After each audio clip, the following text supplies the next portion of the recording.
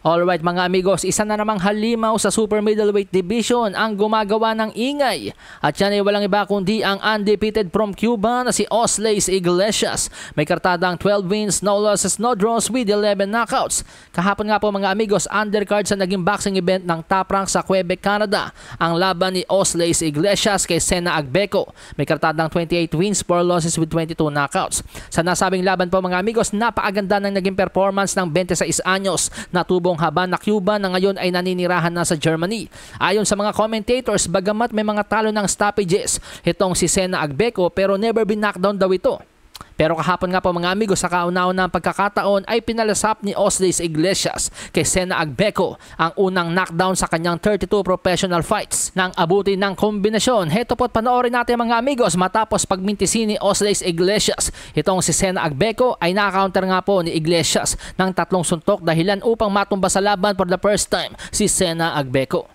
Ayan po mga amigos, nakita nyo, lagpas yung kanan ni Sena Agbeco, step back si Osleis Iglesias, and then counter ng 1, 2, 3, bagsak si Sena Agbeco. Sa first round pa lang po yun mga amigos, pero nakatungtong pa po ng second round itong si Sena Agbeco. Sa round 2 po, muli na namang nayanig itong si Sena Agbeco ng abutin ng mga kombinasyon ni Osleis Iglesias at napatakbo nga po. Pero hindi na po siya tinantanan pa ni Osleis Iglesias at muling nagpakawala ng mga kombinasyon.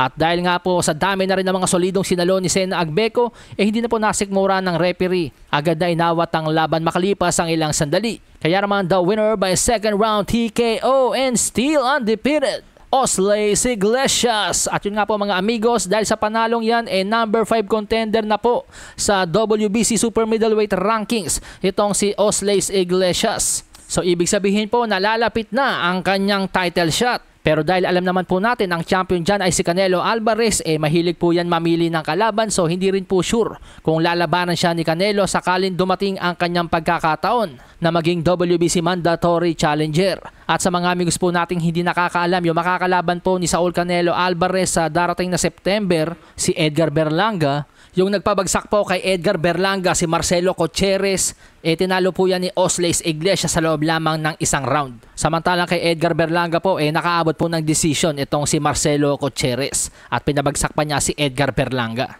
At heto pa mga amigos, sa amateur daw po ay tinalo po ni Osleis Iglesias si former WBA regular super middleweight world champion David Morrell Jr. So mukhang may ibubuga talaga itong Osleis Iglesias mga amigos, kaya bantayan nyo po yung pangalan na yan.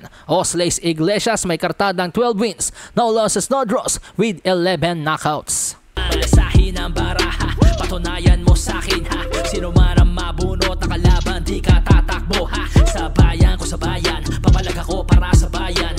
Basagan na bungo para sa'kin, putek, pabor, pangayan. Walang Reno TV.